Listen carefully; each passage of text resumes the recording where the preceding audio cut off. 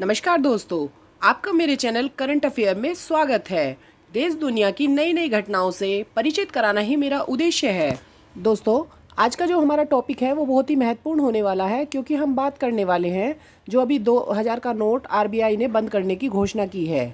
8 नवंबर 2016 से तो सभी लोग आप परिचित हो गए। 8 नवंबर 2016 को अचानक ही प्रधानमंत्री टीवी पर आते हैं और ये घोषणा करते हैं कि 500 और 1000 के नोट बंद हो जाएंगे।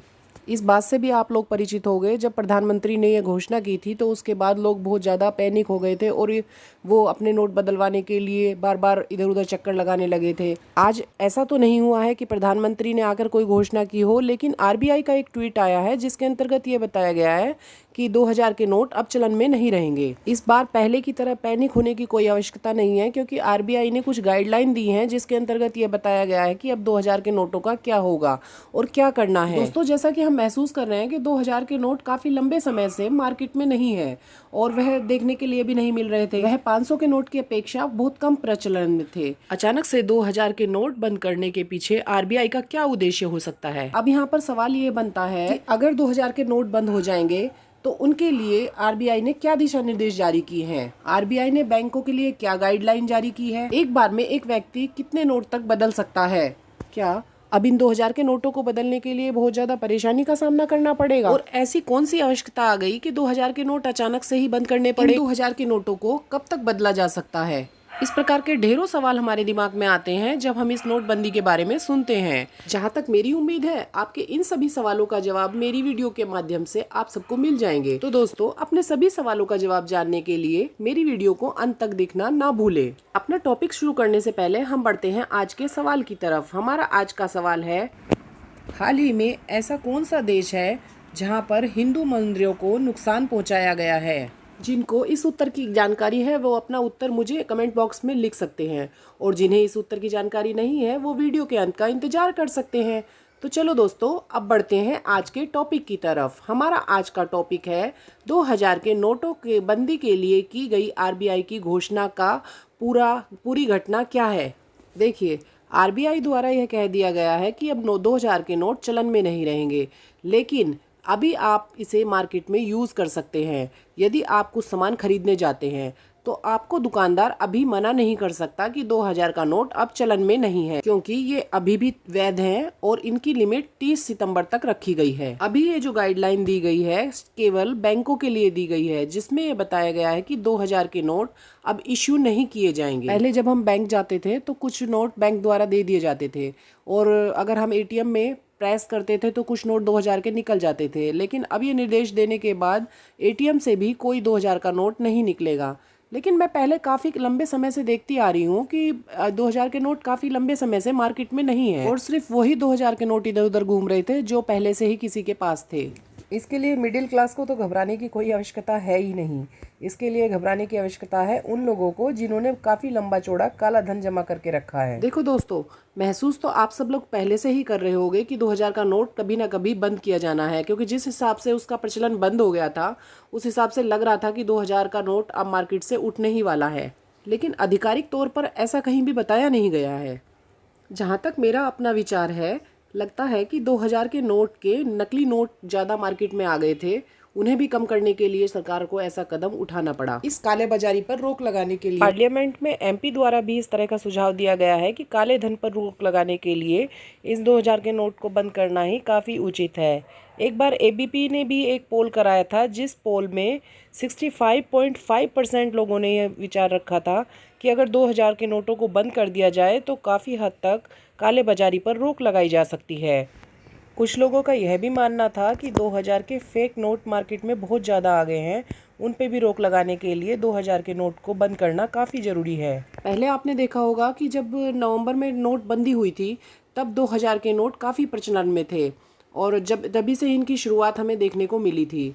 लेकिन दोस्तों, यहाँ पर आरबीआई का कहना है कि उन्होंने 2000 का नोट इसलिए जारी किया था कि उस समय 500 और 1000 के नोट तो बंद हो गए थे, तो जिससे कि मार्केट में ज़्यादा मंदी ना आए, अचानक से इंतजाम करना था, तो उस टाइम उन्होंने 2000 का नोट का शुरुआत की थी।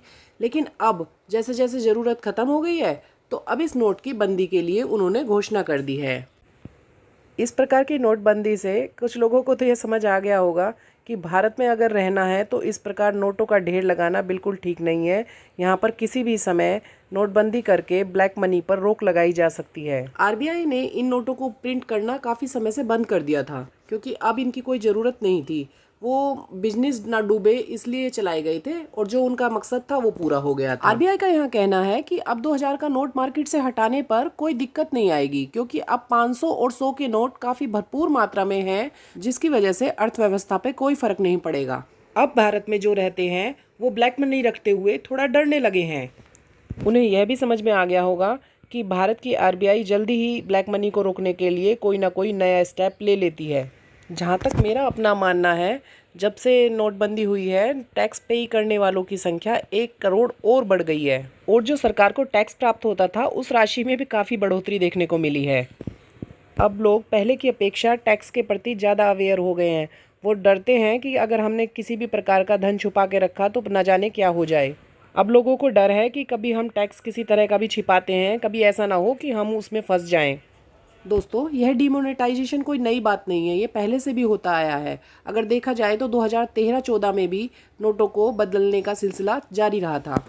इस डिमोनेटाइजेशन का एक फ़ायदा यह भी होगा कि लोगों की समझ में यह आ जाएगा कि ज़्यादा से ज़्यादा पैसा घर पर रखना बिल्कुल ठीक नहीं है, और ब्लैक मनी रखना भी बिल्कुल ठीक नहीं है।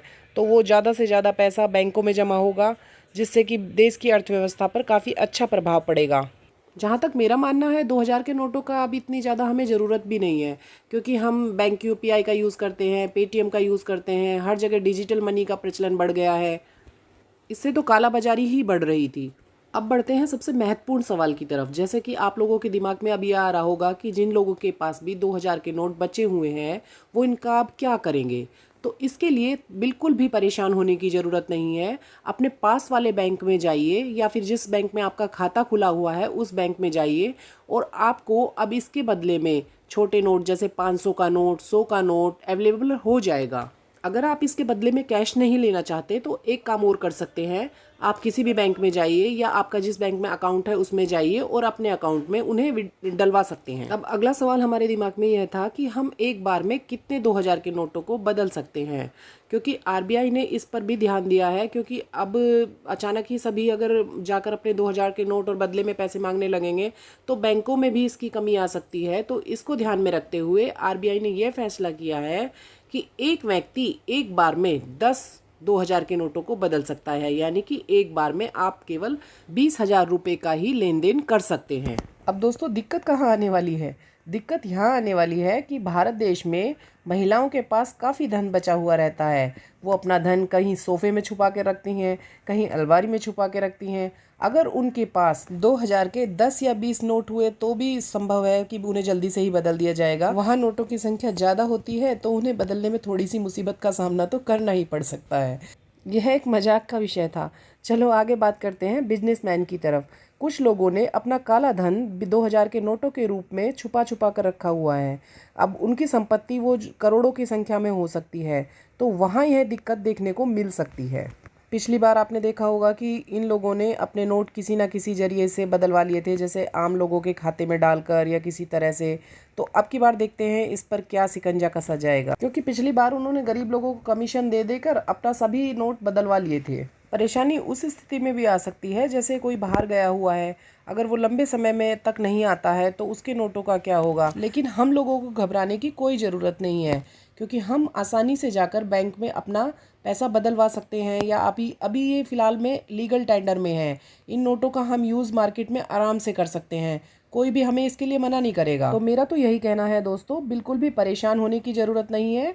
अपने बैंक अकाउंट में इस पैसे को आप जमा करा सकते हैं, और अगर कुछ आपको पैसे की ज़रूरत है तो आप 20,000 तक के नोट का बदले में 500 रुपये प्राप्त कर सकते हैं। और आज से लेकर आपके पास 30 सितंबर तक का काफ़ी समय है, जिसमें कि आप अपने नोटों को चेंज करा सकते हैं।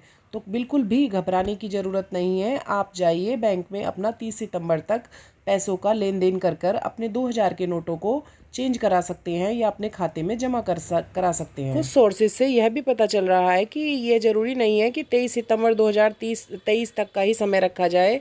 आने वाले समय में इस समय को बढ़ाया भी जा सकता है। दोस्तों, मेरे द्वारा दी जानकारी आपको कैसी लगी, कृपया मुझे कमेंट बॉक्स में लिखना ना भूलें। अब बढ़ते हैं आज के सवाल की तरफ। हमारा आज का सवाल था, ऐसा कौन सा देश है जिसमें हाल ही में हिंदू मंदिरों को नुकसान पहुंचाया गया? तो आपके सवाल का उत्तर है, अभी श्रीलंका में हिंदू मंदिरों को बहुत ज़्यादा तोड़ा गया, वहाँ उन्हें नुकसान पहुंचाया गया। इसका कारण यह है कि श्रीलंका में दो कम्युनिटीज़ देखने के लिए मिलती है, एक तो है सिन्हेलीस और एक है तमिल। तो सिन्हेलीस की संख्या वहाँ पर बहुत ज़्यादा है, जो कि बौद्ध धर्म को मानने वाले हैं। तमिल वहाँ पर कम देखने के लिए मिलते हैं। तो सिन्हेलीस द्वारा काफ़ी लंबे समय से तमिल लोगों को नुकसान पहुँचाया जा रहा था। वो जिस धर्म को मानते हैं उनकी मूर्तियों को तोड़ा जा रहा था, नुकसान पहुँचाया जा रहा था। इसके लिए तमिल लोगों ने एक प्रोटेस्ट भी किया था और उन्होंने अपनी मूर्तियां सार्वजनिक स्थानों पर लगाना शुरू कर दी, जिन्हें पुलिस द्वारा हटाया गया तथा नुकसान पहुंचाया गया।